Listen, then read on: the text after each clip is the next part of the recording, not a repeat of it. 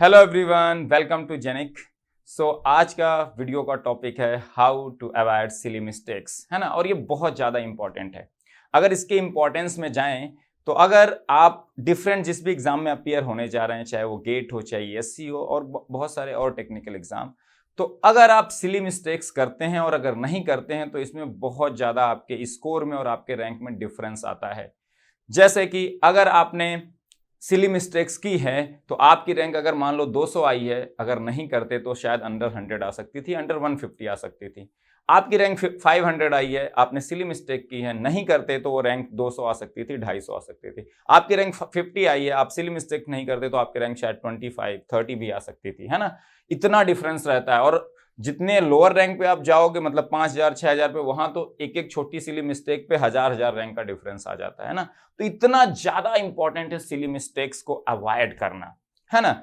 और ये video normally हर साल हम लोग या बहुत सारी जो फैकल्टी है टीचिंग में डिफरेंट लोग, हम लोग नॉर्मली इसको बनाते हैं एक महीने पहले एग्जाम से, या 15 दिन पहले, या 1.5 महीने पहले, कि कैसे सिली मिस्टेक्स को अवॉइड करना है।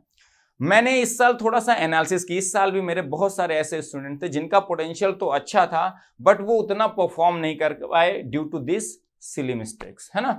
तो मैंने उसके थोड़ा रीजन में थोड़ा सा वो किया कि यार पिछले साल भी बच्चों से बात की थी तो ये थे चीजें, इस बार भी बच्चों से बात की तो ये चीजें हैं, तो उसके रीजन को थोड़ा सोचते हैं। इसलिए इस वीडियो का पूरा एकदम पूरा अंत तक देखना, या तो स्टार्टिंग में ही छोड़ दो, मत देखो। अगर देख रहे हो तो पूरे ध्यान से देखना, आपको बहुत सारी ऐसी इंफॉर्मेशन मिलेगी जो आपके बहुत काम आएगी, ठीक है।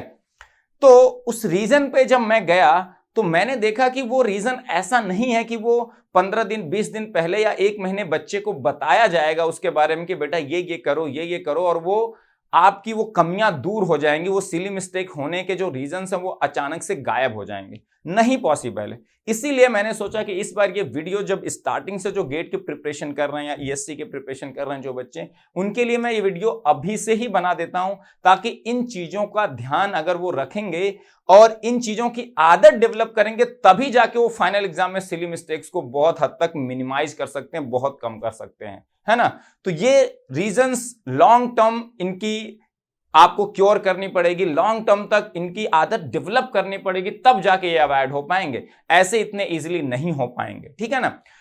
हम बात करने वाले हैं आगे रीजंस के बारे में, और रीजंस के साथ ही मैं बताऊंगा कि उस रीजंस जो हैं उसको कैसे हटाना है, कैसे इस सिली मिस्टेक को कम करना है। तो पहले रीजन पे आते हैं। जो फर्स्ट रीजन है, सबसे बड़ी कमी और मैक्सिमम स्टूडेंट फैकल्टी की कमी यह है कि वो क्वेश्चन को आप प्रॉपरली नहीं पढ़ते हो। You do not read the question properly.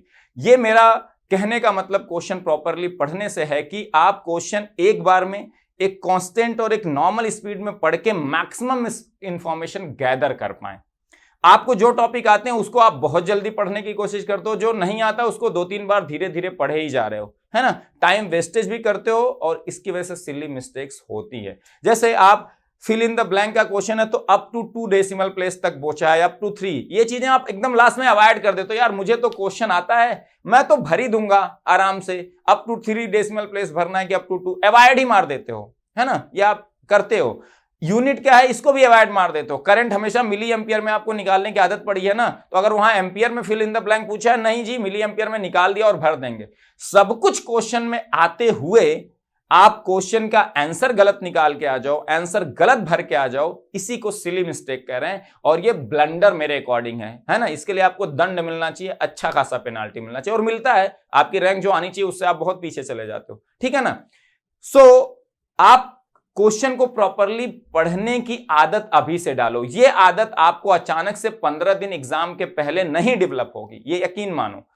Properly पढ़ने की आदत कहां से, आप क्लासरूम में बैठ के किसी का भी वीडियो लेक्चर से देख रहे हो, हमारे किसी पे भी, ऑफलाइन क्लास में पढ़ रहे हो, तो आप क्लासरूम में भी क्वेश्चन लिखवाया जा रहा है तो क्वेश्चन को पढ़ के प्रॉपरली रिस्पॉन्स करने की कोशिश करो। हर छोटी चीज, हर बारीक चीज एग्जाम, क्योंकि क्लास में ये आदत डेवलप होते होते आएगी, अचानक से एग्जाम में कोई आदत नहीं आ जाती बेटा। तो क्वेश्चन को प्रॉपरली क्लासरूम कर रहे हो, टेक्स्ट अपनी टेक्स्ट बुक है या आपका जो बुकलेट मिला है उसके क्वेश्चन कर रहे हो, तो उसको उसी तरह से लो कि जैसे एग्जाम में आप क्वेश्चन प्रॉपर पढ़ने की आदत डालोगे, वही आदत यहां से डालना शुरू करो। ऑटोमेटिकली ये हैबिट बन जाएगी, तो एग्जाम में आपको ऐसा दिमाग पे प्रेशर नहीं डालना पड़ेगा कि क्वेश्चन ध्यान से पढ़ना है। ऑटोमेटिकली आप ध्यान से पढ़ोगे, क्योंकि ये पार्ट है आपके एग्जाम के देने का, है ना। तो ये धीरे धीरे डेवलप होगा, है ना। तो ये आपको अभी से आदत डालनी है, क्वेश्चन को प्रॉपर पढ़ना, उसके डेटा को गैदर करना है कांस्टेंट स्पीड में। दूसरी गलती जो करते हो आप लोग, जहां से सिली मिस्टेक्स होती हैं, प्री एजम्पशंस। जैसे हम बहुत सारी, जैसे अभी मैंने ये सब पार्ट ही है पहले पार्ट का, कि जैसे मैंने कहा करंट आप मिली एम्पियर में, इलेक्ट्रॉनिक्स एंड कम्युनिकेशन में ज्यादातर हम मिली एम्पियर में डील करते हैं, तो आपको आदत पड़ी हुई तो आप मिली एम्पियर में ही भरोगे आंसर वहां। अगर वो एम्पियर में पूछा तब भी अवॉइड मार दोगे। प्री एजम्पशंस आपके जो दिमाग में होते हैं ना, कई बारी वो आप लेके चले रहते हो, उसको अभी जब आप टेस्ट सीरीज के क्वेश्चन करोगे, अभी आप बुकलेट के क्वेश्चन करोगे, उस प्री एजम्पशन को थोड़ा ध्यान में रखना है कि ऐसा नहीं, जैसे स्क्वायर वेव दिया हो क्वेश्चन में, तो स्क्वायर वेव आपके दिमाग में आ जाता है प्लस माइनस ए, कुछ देर ए रहेगा, कुछ देर माइनस ए रहेगा एम्पलीट्यूड, लेकिन ऐसा जरूरी नहीं है। अनसिमेट्रिकल स्क्वायर वेव है तो हो सकता है ए और जीरो हो, इस तरह का, है ना। तो प्री एजम्पशन जो आप बनाए हो उसको एकदम से जनरलाइज मत कर लो कि यही हमेशा होता है, उसको जनरल रखो कि ये भी हो सकता है, ये भी हो सकता है, तो ध्यान से उस चीज को अप्लाई करो। ये ध्यान से पढ़ने वाले क्वेश्चन का ही एक सब पार्ट है। प्री एजम्पशंस एकदम से नहीं कि यही होता है स्क्वायर वेव तो यही करेंगे, करंट हमेशा मिली एम्पियर, ऐसे नहीं लेके चलना है। इसको प्रिकॉशन की तरह अभी से ध्यान रखो तो ये ऑटोमेटिकली एग्जाम में ध्यान में रहेगा। तीसरी गलती जो होती है, जो एकदम कॉमन है, जो मैं बोलूंगा तो आपको हंसी भी आएगी, कैलकुलेशन मिस्टेक्स। लेकिन इसके रीजन में जाते हैं ना, इसको मैं एनालाइज करके बताऊं कैलकुलेशन मिस्टेक्स आपसे होती क्यों। कैलकुलेशन मिस्टेक मैं कह रहा हूं इस सेंस में कि आपको क्वेश्चन में सब कुछ आता था यार, ऐसा कुछ नहीं था जो कॉन्सेप्ट वाइज नहीं आता था, लेकिन जब आप कैलकुलेशन किए तो कैलकुलेशन में कहीं 2 से मल्टीप्लीकेशन छूट गया, कहीं 2 से डिवाइड छूट गया, कहीं 3 से मल्टीप्लाई करना था, कहीं 2 से आप फ्लो में सब जगह 3 से मल्टीप्लाई कर दिए। इस तरह की कैलकुलेशन मिस्टेक्स बहुत कॉमन है, बहुत ज्यादा कॉमन। और इसका रीजन सबसे बड़ा क्या है पता है? आपकी निग्लिजेंसी। आपको लगता है कि ये क्वेश्चन आपको पूरा आता है, आप कैलकुलेशन में सिंपल इक्वेशंस बन रही है, आपको लगता है ये आप तो सॉल्व कर ही लोगे, आप ये निग्लेक्ट करते हो, निग्लिजेंसी दिखाते हो और लगता है कि ये क्वेश्चन मुझे आता है, जल्दी जल्दी एकदम सॉल्व कर लूं, मैं तो एकदम फाड़ू हूं। आप निग्लेक्ट करते हो, बैक ऑफ द माइंड निग्लिजेंसी है। उसको सीरियस लो, हर कैलकुलेशन के स्टेप्स को प्रॉपर।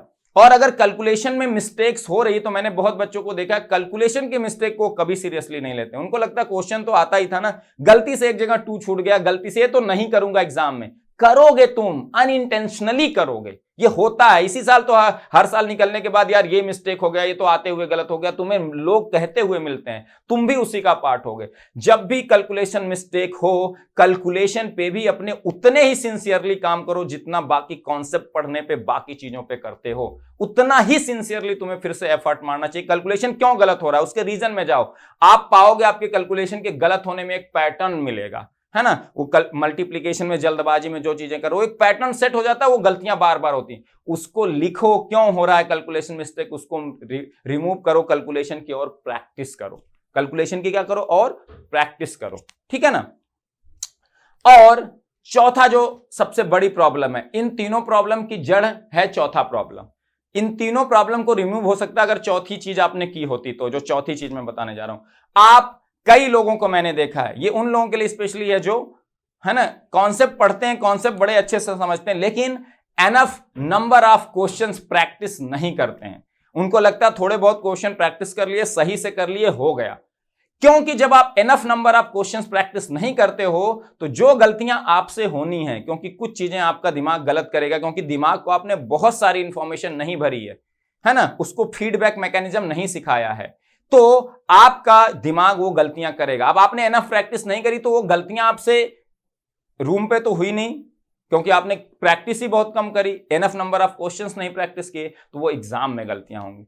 क्योंकि आपका माइंड में आप जितनी इंफॉर्मेशन दोगे, जितनी चीजों को रेक्टिफाई करते जाओगे, करेक्ट करते जाओगे, इंफॉर्मेशन वो स्टोर होती जाती है दिमाग में, और दिमाग के पास जितनी इंफॉर्मेशन है, जो चीज की इंफॉर्मेशन आपने भर रखी है, उसको वो करेक्ट करना जानता है, उस गलती को दोहराने की उसकी प्रोबेबिलिटी घटती जाती है अगर उसको आप इंफॉर्मेशन प्रॉपरली देते हो तो अपने दिमाग को। इसीलिए enough number of questions practice करना जरूरी। इसीलिए टेस्ट सीरीज का पर्पस मैं हमेशा कहता हूं कि देना चाहिए फॉर योर मिस्टेक इंप्रूवमेंट के लिए, चाहे वो कैलकुलेशन से रिलेटेड हो, चाहे प्री अजम्पशन से, चाहे आप जल्दीबाजी में क्वेश्चन पढ़ के गलतियां करो, किसी भी तरह की, इवन कॉन्सेप्चुअल मिस्टेक भी रिमूव होती है वहां से, ठीक है ना। वो सिली मिस्टेक का पार्ट नहीं, कॉन्सेप्ट ना आना वो तो आपने कैसे पढ़ा उस पर डिपेंड करता है, ठीक है ना। तो ये आपको enough number of question practice करने, जिसमें प्रीवियस ईयर ही है one of the source. Test series आप जरूर लगाइए, है ना। आप सब्जेक्ट देने के बाद इन सब देने को, और उसको अपने गलतियों को इंप्रूव करने के पर्पस के लिए लगाइए। आपकी गलतियां जो भी 3-4 टाइप के मैंने बताई, सबको इंप्रूव करने के लिए लगाइए, है ना। और पांचवी जो चीज आप करते हो बहुत ज्यादा, जो सिली मिस्टेक होने का सबसे बड़ा ग्रीवेंस है, सबसे बड़ा रीजन है, वो है कि आप जो भी मिस्टेक करते हो, आप में से बहुत लोग जो अनइंटेंशनल छोटी छोटी मिस्टेक होती हैं, छोटी छोटी मिस्टेक्स को आप बहुत सीरियसली नहीं लेते हो। आप हर जो मिस्टेक आज डे 1 से करने वाले हो, आज डे 2 से करने वाले हो, आज डे 3 से करने वाले हो, हर छोटी मिस्टेक आपके पास एक मिस्टेक बुक अभी से होनी चाहिए। उसमें लिखो, चाहे वो कैलकुलेशन मिस्टेक हुई, चाहे वो प्री अजम्पशन की वजह से मिस्टेक हुई, चाहे क्वेश्चन ध्यान न पढ़ने की वजह से हुई, फिल इन द ब्लैंक में मैग्नीट्यूड गलत भरने से हुई, हर मिस्टेक को लिखो और उस अपने माइंड को उसको अगली बार बोलो कि नहीं करना है मुझे, रेक्टिफाई करो। रेक्टिफिकेशन पे धीरे धीरे ये आदत बनेगी। चीजों की आदत बनाने में, अच्छी आदतें बनाने में बहुत टाइम लगता है, तो ये महीनों लग सकते हैं, महीने, 2 महीने, 3 महीने, तीसरी सब्जेक्ट, चौथी सब्जेक्ट पढ़ने के बाद जब ये प्रोसेस फॉलो करोगे, अपने दिमाग को बहुत सारी इंफॉर्मेशन दोगे, तो आपका इंफॉर्मेशन एक फीडबैक मैकेनिज्म में काम करने लगता है। आपसे कभी गलती हो भी रही होगी ना, वो फीडबैक में उसके पास इतना डेटा भरा पड़ा है ना, आपने पहले जो गलतियां करी उसको रेक्टिफिकेशन के लिए इतना डेटा दिया हुआ है कि अभी गलती हो रही होगी ना, तो कई बार इंट्यूटिवली आ जाता है, अरे नहीं नहीं गलती हो रही है, शायद आपको पता चल जाएगा। कई बार ऐसा होगा, ये करके देखोगे तब समझ में आएगा ना। मुझसे कई बार ऐसा होता है कि गलती होने वाली होती है, जैसे लगता है दिमाग ने बता दिया नहीं नहीं ये नहीं करना है, तो वो इंफॉर्मेशन बहुत सारी दिमाग के पास है, इसीलिए उसके बेसिस पे वो डिसीजन ले पा रहा है यहां गलती हो रही है। वो तुम्हें करना है तो ये 2 महीने, 3 महीने, 4 महीने में जाके डेवलप होगा। तुम सोचोगे सिली मिस्टेक मैं अवॉइड कर दूंगा, लास्ट महीने जाके करके नहीं हो पाएगा। और ये मैं अपने कई स्टूडेंट से डिस्कशन के थ्रू, पिछले सालों में बहुत सारे स्टूडेंट ऐसे मिलते जिनका लगता है पोटेंशियल अच्छा है, लेकिन वो सिली मिस्टेक के वजह से वहां नहीं होते जहां उन्हें होना चाहिए। तो अभी से तुम ये सब चीजें अवॉइड करना शुरू करो, तभी सिली मिस्टेक अवॉइड कर पाओगे।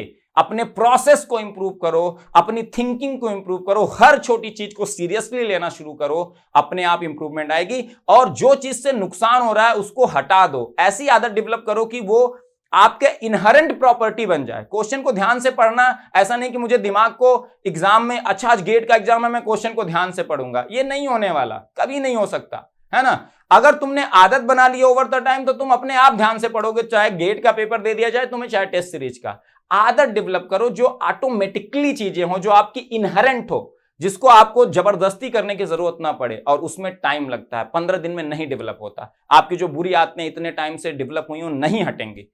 तो ये बेसिकली आपके बिहेवियर से रिलेटेड है, आपके निग्लिजेंस से रिलेटेड है, आप चीजों को सीरियसली नहीं लेते उससे रिलेटेड है। और सबसे इंपॉर्टेंट है क्वेश्चन को ध्यान से ना पढ़ना। ये तो मैं बार बार हर क्लास में बोलता हूं, अपनी क्लासेस में मैं कोशिश करता हूं कि इन सब चीजों पे एम्फेसाइज करूं, बच्चे अभी से ध्यान देना शुरू करें, ठीक है ना। तो जो इस वीडियो में बात बताई गई, अगर आपने पूरा ध्यान से सुना है तो आपको जरूर बेनिफिट होगा। इसको अप्लाई करने की जरूरत है, अप्लाई अभी से करने की जरूरत है। फिर आप चाहे आगे एससी का एग्जाम दोगे, गेट का एग्जाम, किसी भी एग्जाम में आपकी गलतियां बहुत घट जाएंगी, एक्यूरेसी बढ़ जाएगी, और इससे रिजल्ट में आपके बहुत फर्क आने लगेगा। ये फैक्ट बात है, आपके पोटेंशियल के अकॉर्डिंग आप परफॉर्म करने लगोगे, ठीक है। तो अगला वीडियो भी मेरा जल्दी आने वाला है, हाउ टू सिंप्लीफाई और स्टडी, एक और मैंने टॉपिक बना रखा है, और ये स्टार्टिंग में ही ये वीडियो जरूरी है ताकि आपको एक प्रॉपर पाथ मिले कि कैसे पढ़ना चाहिए कैसे नहीं।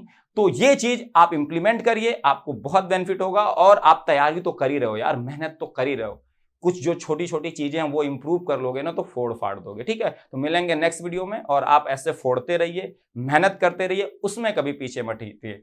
सो थैंक यू सो मच, मिलते हैं फिर नेक्स्ट वीडियो में। Tata, take care, bye bye.